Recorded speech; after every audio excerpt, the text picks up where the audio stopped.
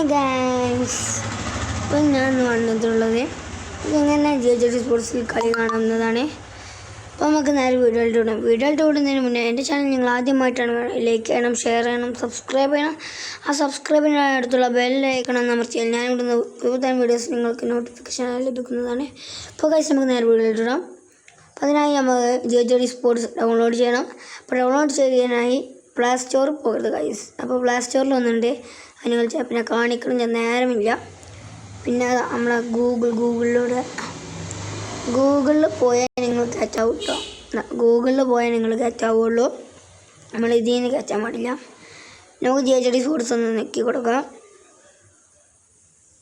അപ്പോൾ നല്ല കളി കാണാൻ അതുകൊണ്ടാണ് ഈ ഓപ്ഷൻ വന്നത്. അപ്പോൾ ഇങ്ങനെ കുറച്ച് ഓപ്ഷൻ കാണാൻ നമുക്ക് കുറച്ച് ഇതുണ്ട്.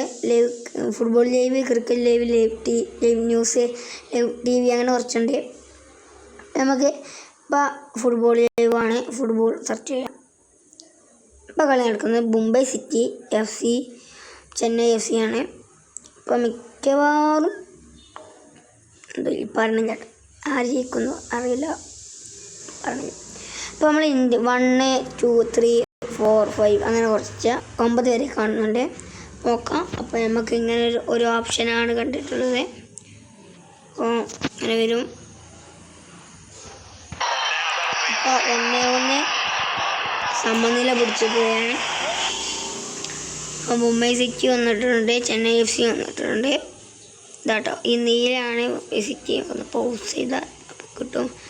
ഇതാണ് പറയുന്നത്, നല്ല റേഞ്ചാണ്, അതാണ് ചൊറുള്ളത്. വേറെ കുഴപ്പങ്ങളില്ല കേട്ടോ, നല്ല റേഞ്ചാണ്.